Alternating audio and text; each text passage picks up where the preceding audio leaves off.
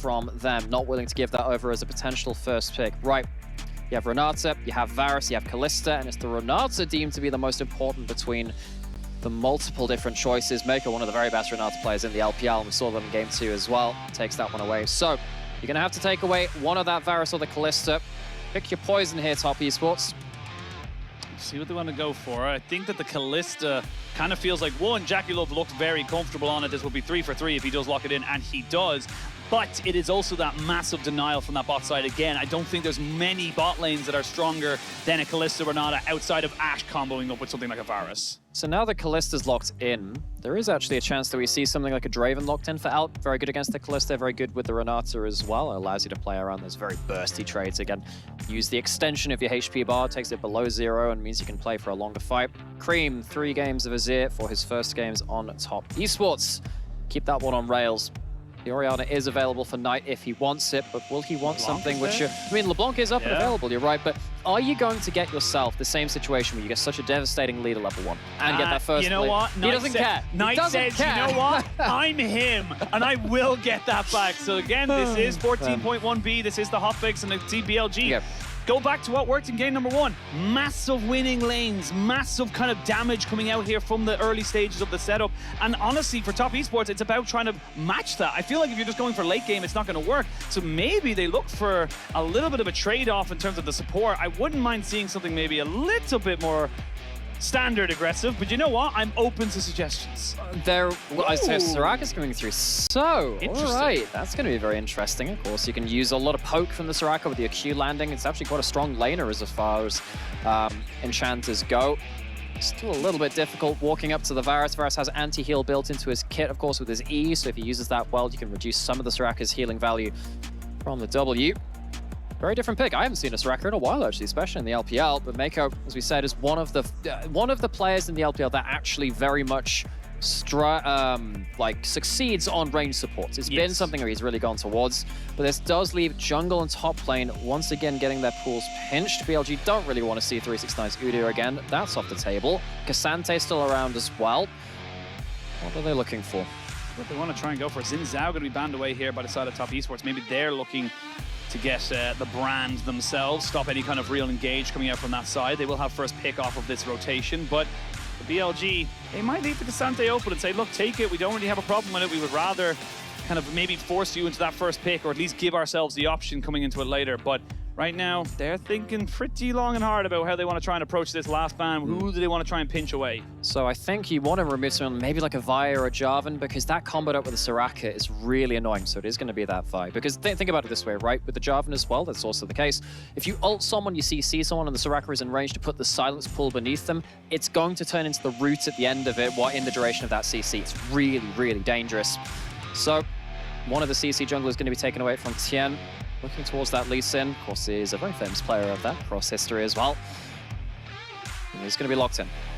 And I think this is the thing as well, when you get a Soraka, you were mentioning obviously the Vi, the Jarvans, and even Lee Sin, it means you can be a bit more aggressive than you already are and kind of know that if your support is there, you will have that extra tank of HP available to you. You will be able to try and, be a bit more of a playmaker without making too many mistakes. And is it going to be Shuns Nidalee? Shuns Nidalee is something that we have seen a couple of times to mixed success, but we'll see if they want to try and go for this right now. But yeah, no, I think the Wukong makes a lot more sense here. You would be pretty much locking yourself in for full poke if you did do that way. So Wukong makes a lot of sense in terms of just creating something that can then turn into a much bigger 5v5. The Nidalee would have been not so great, I think. No. But it's Shun. Sometimes he just plays it anyway because it's one of his favorite champions. But it looks like right now, BLG are looking to get that Wukong and maybe another teamfight ultimate on top of it. Now picture this. You're sat there as the Kalista and Soraka rather, trying to play backline, trying to play these longer team fights. And then you have Blam, Cyclone on top of you. Blam, you're going to have the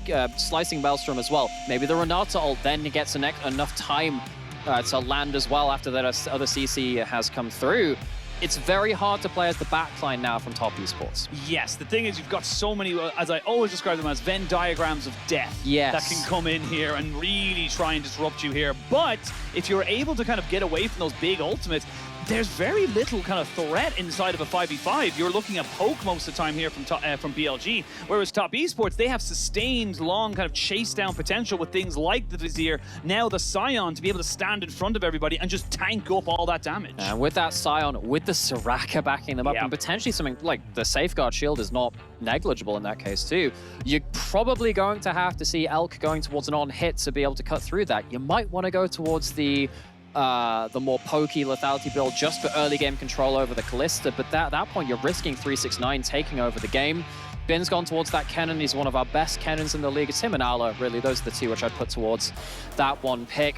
But even then, it feels like nowadays you can get an early game advantage, a laning advantage, but eventually the tank items come through and you can really struggle to succeed in side lanes. Yes, you really, really can. But again, more kind of vibes and different styles coming out here from the side of BLG, looking to try and flex their prowess of many different champions over many different games. It's only the first series of the entire split. And Top Esports, they're keeping it slow and steady. They're keeping the core of what has worked for them, and they clearly understand it. The Kalista and the Azir, that's what they want for their carries, and they feel like that's the best combo.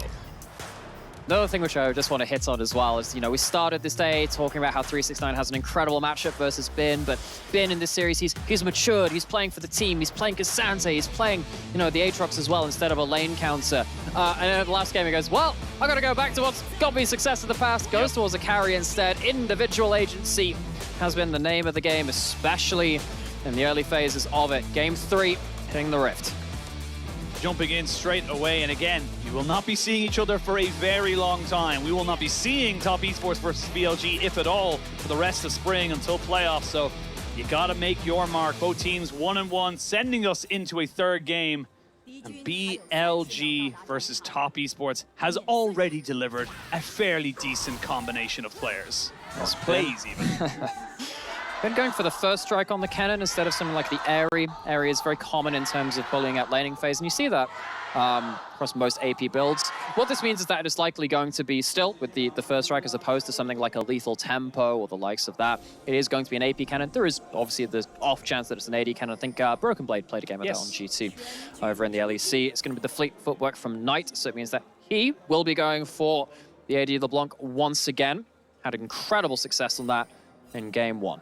And they're already calling Knight out and saying, yep, you're going to have to go to your distortion level 1 because we know you're going to go for the exact same play you did last time to try and wrap around that top side or that blue side jungle and get that damage onto Creme. So good adaptation here from Top Esports. Again, recognizing that the reason why they kind of lost that game the last time so quickly and in such confident fashion was they just never really were able to kind of stabilize after that first kind of 2 minutes. So one thing which I was asking in champion selecting loading into game was which version of the Varus are we going to see on hit or poke? Feels like the poke is better for laning phase and keeping the Kalista down. It's the on-hit, though, looking for the extended trades just like that.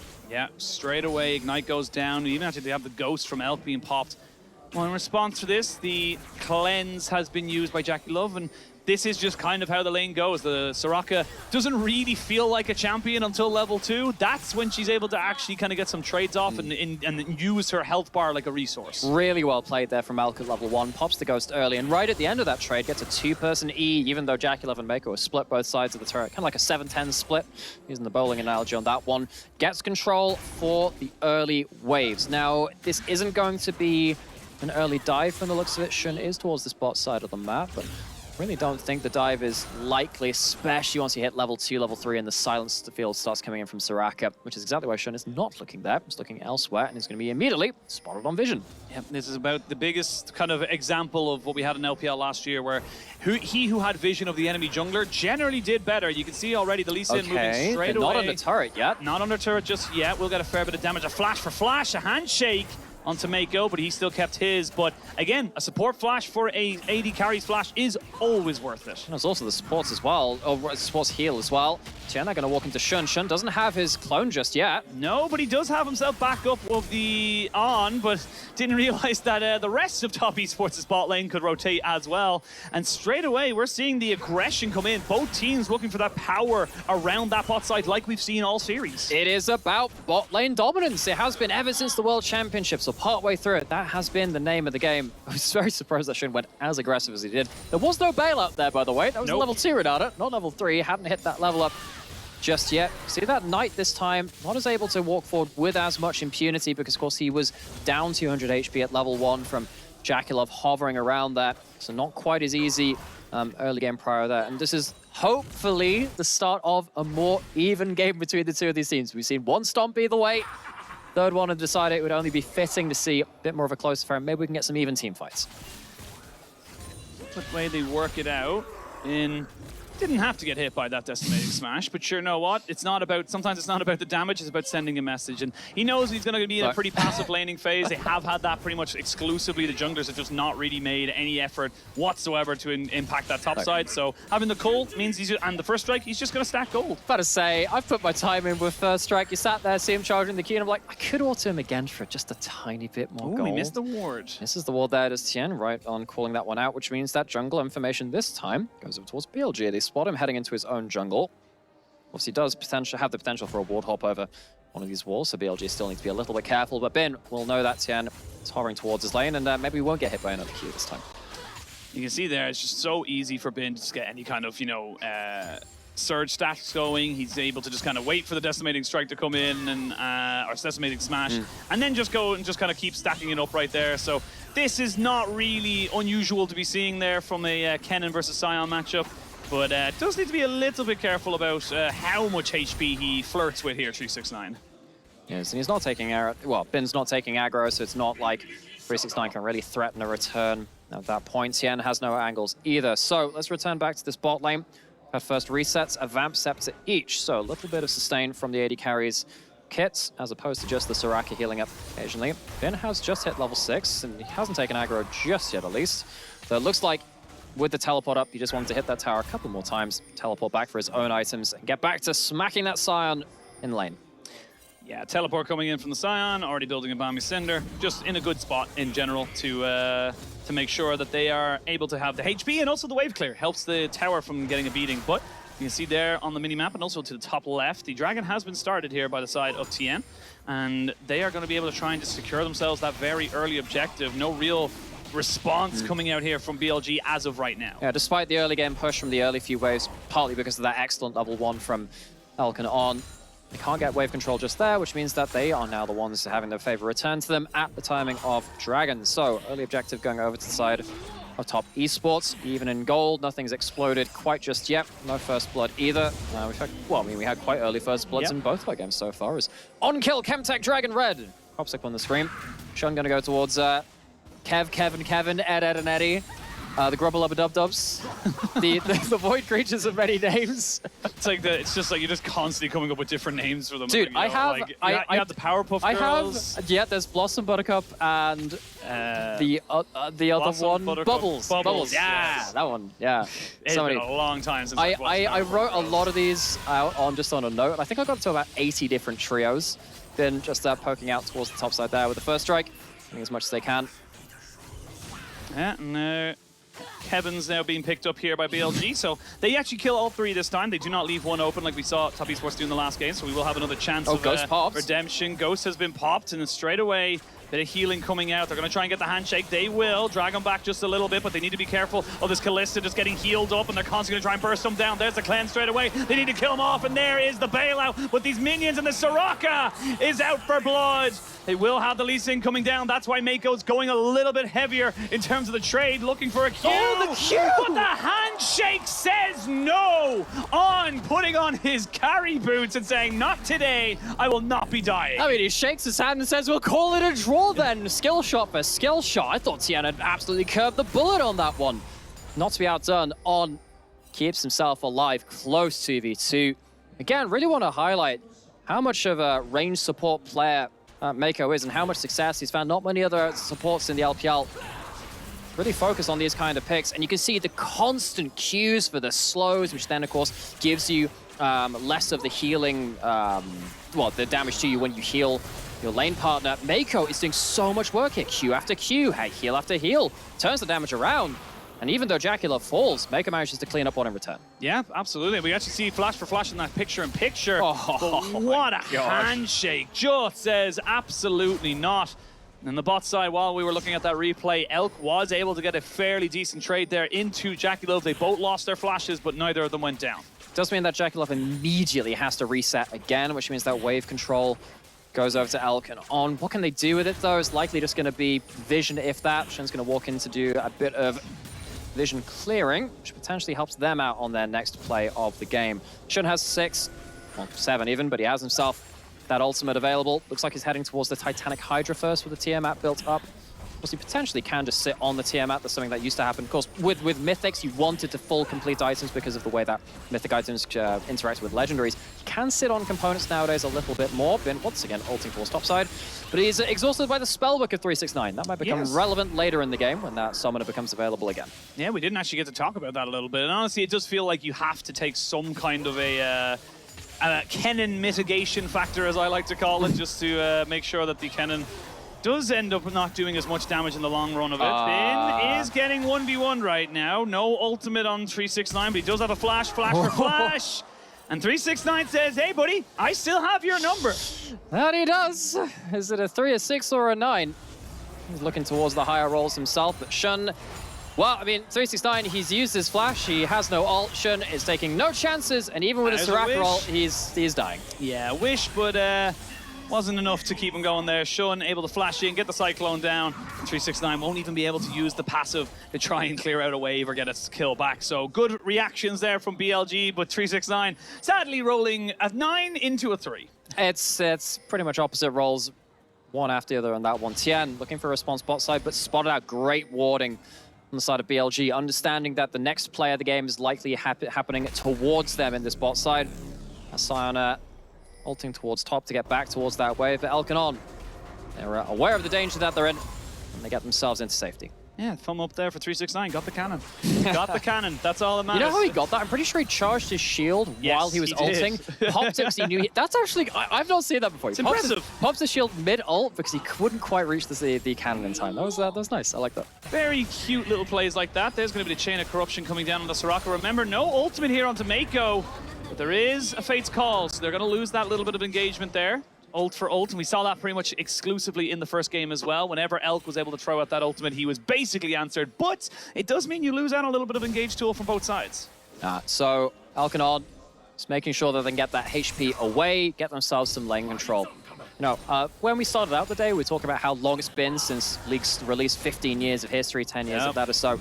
Really felt like one of the adaptations which LPL bot lanes brought to global League of Legends, to say season 5, 6, 7, was not necessarily all-inning for a kill, but all-inning to get a HP advantage, which would then give you a game-breaking advantage later on. Stuff like this helps. Meiko, no defenses this time. No defenses, no Fate's Call to bring them back. And an immediate flash ignite there from On just seals the deal. They will lose a couple of the Kevins, but they do not care because they are looking for the big old dragon. And that's an Infernal Dragon, which again, just gives you that extra little bit of stats that scales exponentially towards the later stages of the game. And see what Rift we get after this one. Going to be some plates down either way. They still have 3 Void Grubs, which means that the on-hit damage on towers is nice. You need to get 5 to get the mini grubs coming out, the mites. 6 of them obviously doubles ups as well. Not going to be the case for this one. 369 now on bot lane defending duty. If you look at the item in his inventory, that's the Hollow Radiance. It's like an MR Sunfire Cape. Tian gonna go in towards Bin, get out of that Slicing Maelstrom. Yeah, does use his kick and not really gaining anything else out of it. Tian just trying to maybe dissuade any kind of defense against this now lane-swapped bot lane from Top Esports, but it's already been called. The wave was already pushed in, so you're going to be able to very easily just kind of reshuffle yourself here as BLG, call out to Top Esports and say, yeah, this is how it is. And it is. Top Esports, they're the ones which initiated the lane swap. They get themselves that wave collected on bot side, and they get rid of that ult on top side. So I think this is a positive play from Top Esports. You can see that actually Elkanon doing a good job of forcing JackeyLove into the defensive position, but now here's the callback. Yep, and you may have a wish, but you don't have a hope, and that is where JackeyLove will fall. Again, this momentum we talked about from game number 1 looking eerily similar here in game number 2. That's a great punishment. Yeah, that is a great punish from BLG, actually. I thought that the initial call for the lane swap from Top Esports, good idea. Actually gets you away from that 2v2 briefly, gets you potential aggressive angle onto Bin. Tian almost gets something out of that. But the counterplay from BLG, just as good. Been a drop to ward just before, even without the ultimate.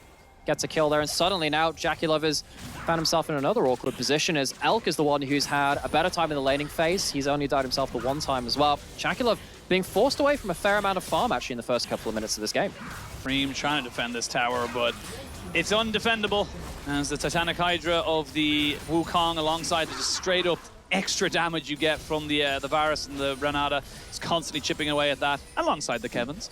It's just becoming impossible. So now we're at a nearly 4,000 gold lead coming up to 15 minutes. And this is just, again, very, very similar setup as we saw from BLG in game number 1. They're looking on course to start their campaign off with a win against Top Esports. And well, and as we said before, these are two top teams, likely on paper. Getting a win here when you only face each other once in a best of 3, it's very valuable. Only not going to get a second chance to plat back in a second round robin. There's only one of them. We have ourselves Herald being started up, 14-minute one. We haven't seen ourselves a good old Herald fight in a while. It tends to be less of the focus nowadays, but Shun is here. He doesn't have ult, but might flash in anyway. They've got a TP coming in. That's Knight coming in. And actually, Elk going to be caught straight away by 369. Loses just under half his health bar, but they're going to be able to turn and burn onto him. They don't need the Rift Herald. They want the kill, and they will get it. They say, we'll take the Constellation prize. No problem whatsoever.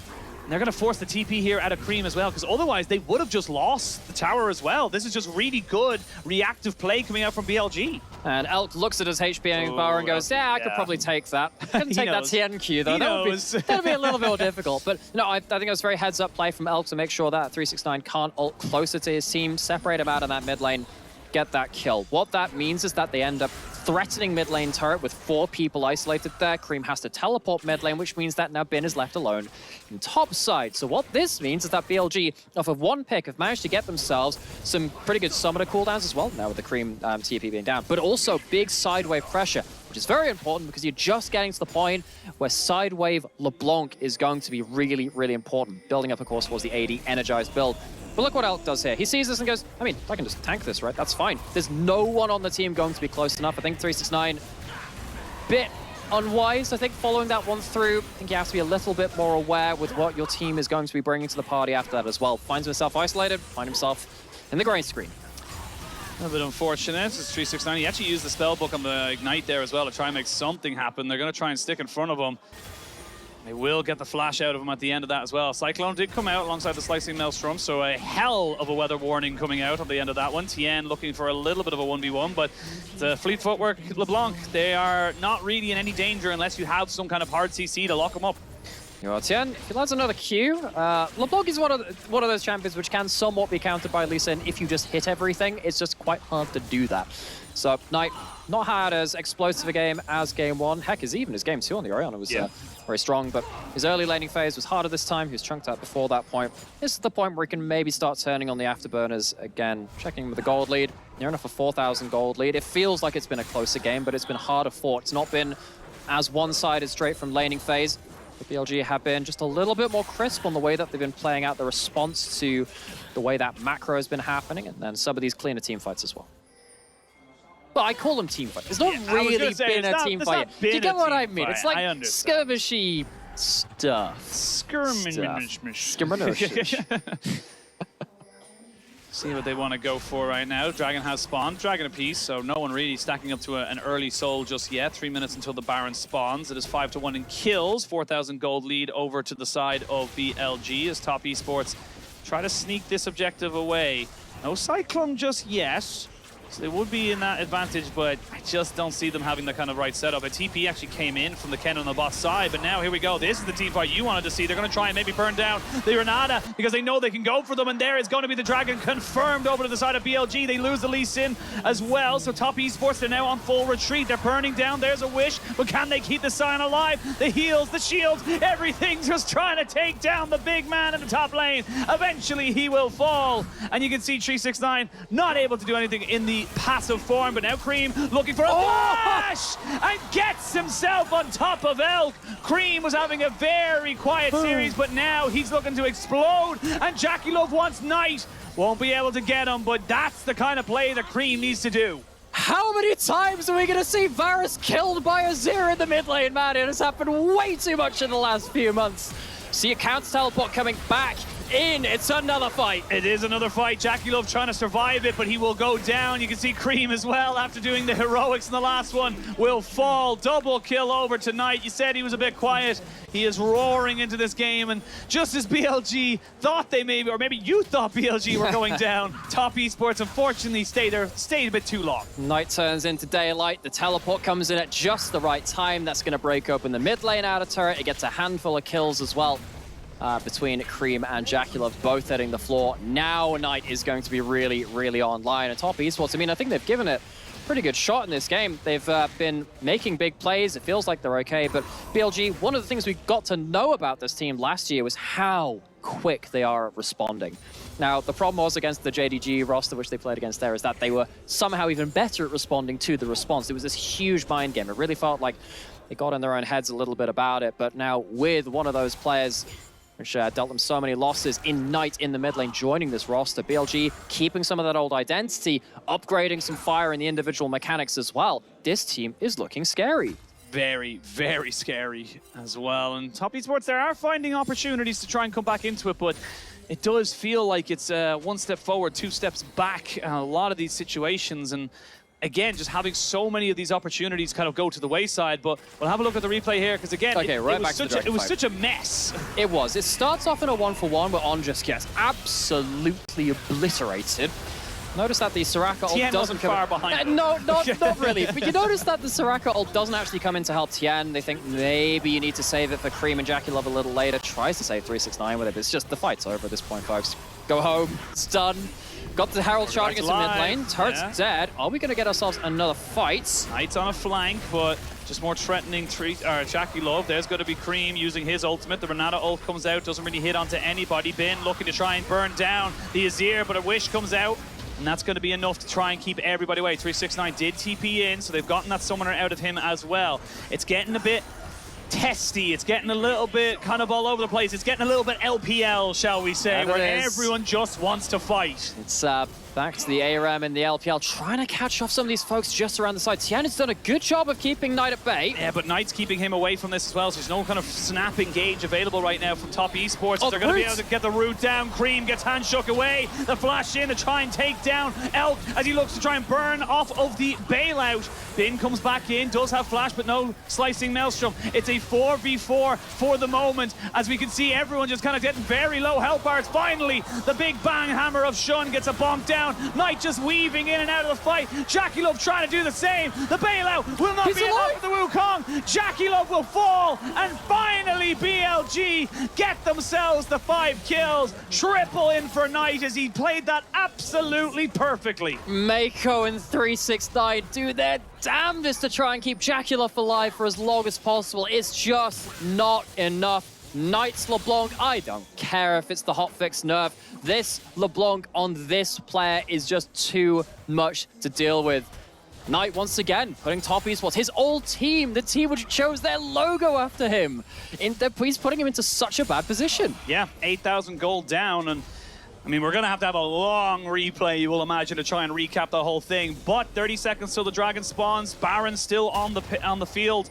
And let's have a look at this one here, because again, it's all over the place. And you'll notice that for most of this fight, I mean, from this angle as well, Knight has not really entered the fray yet. The Azir turret's doing a good job of zoning out. There's some good defensive flashes. I think Top Esports, honestly, from this position, do a pretty okay job of buying time and space. They just don't have the extended mobility. Once the second round of cooldowns come up, another Distort comes up. You don't have another round of flashes. They are once every 5 minutes. You're only going to get to use them once this fight. It eventually works out in BLG's favor. And somehow, some way, they problem solve their way around this extended ARAM from the mid lane. 5-0 and 2 here for Knight, already building up towards his third item as we hit 22.5 minutes. And this is when Baron started to become a real big threat. You've got a Varus, you've got a Wukong as well alongside the LeBlanc. Like, your Baron damage is disgusting, but they don't need it right now. They don't need to force that position because they can actually just threaten it and then pick objectives elsewhere. But now we can see Knight looking for a little bit of a move. They're going to try and overwhelm him with 5 people. There's the dragon going in. They're going to try and turn and burn back onto Meiko, but can Knight get out of this? That is the question. He flashes, but not quite fully out of the way. We'll get another redemption to keep him alive. He will not have the distortion just yet. Finally does get it, but Creme shuts him down. What else can you do, Top Esports? You've got 40 seconds, but their waves are just not really in a good position to push. Yeah, Knight doesn't have enough mobility to get out of that situation. Tian's behind enemy lines. They know he's there. If they get one more pick, it could have been so big for them. But if he dies here, this is just so awful for them. They know that he was there. They knew exactly where he tried to be. And Tian, he went for a play, and he will be punished for his honestly, just for trying to be a good teammate. He wanted to try and find the angle, but now Top Esports, they recognize they have an angle in the mid lane. It's back and forth, it's push and pull. It is just breakneck speed between these two teams. They know how important this first series is. Oh man, Tian overplays it a little bit. If you get one more pick, that's Baron for you. You can understand that being the play which gets you back into the game, but now your jungler is dead, there's no smite. Yes, you have a teleport or two to get back onto the map if you needed to reset, but they can't contest this Baron right now, I don't think. They can. This Baron's not going down quickly. They didn't have Elk on it immediately, and they're still looking for it. It's only at half HP. Now Creme knows that this is going on. They put down a little bit of vision. They know this is happening. They need the Kalista to get in here and try and just put down some work, but they can't contest it like you say. They'll throw Creme in to see if they can go for a Hail Mary, but nothing will be done. Knight still hovering off to the side just to see if there's any stragglers, but a Baron goes the way of BLG, and again, they are still very much in the ascendancy in this game. About halfway through that play, my eyes flicked over to 369 Summers just to see if he had the spellbook smite and was looking for an absolute miracle smite on that Baron, but not to be the case. Felt like Top Esports had themselves a great window with that pickoff onto Knight, his first death of this game.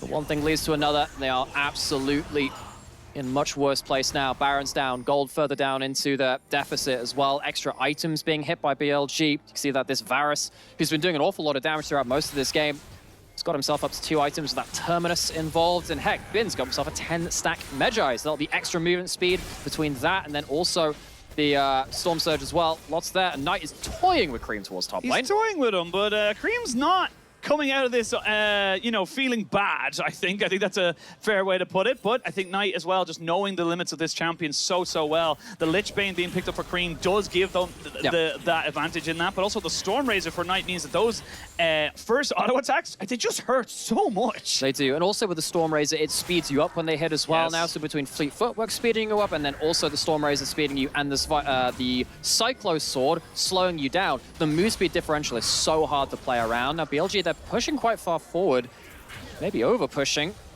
Here's the thing though, yes, you have the Baron here for BLG, great, you have it for another minute 30.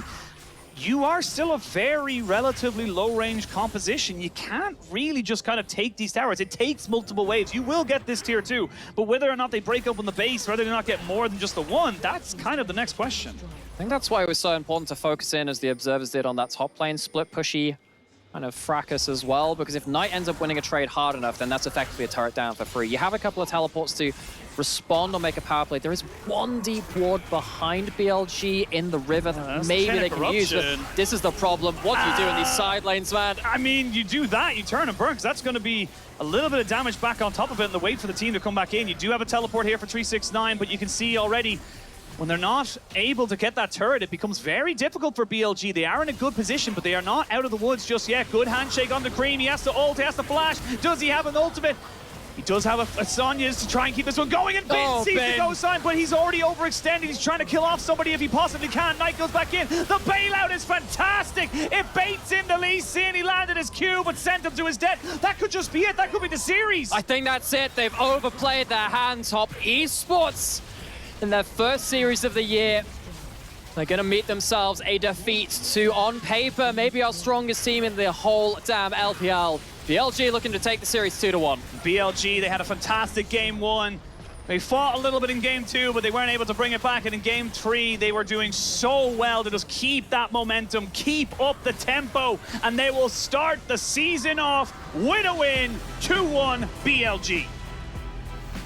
Back and forth series though. You know, that was not a clean sweep at 2-0. Game 2 was, I wouldn't say as dominant as game 1 from BLG, but it was still a pretty much in the lead, beginning to end situation from that game 2. We're seeing a little bit of the meta evolve between these games too, between these two teams, saying yes, if you have early winning lanes, that tends to be a bit of an indicator for what happens after that point. Stuff. It's not as simple as win lane, win game. It's not as simple as that. We see in game 3 here, there were some counterpoints.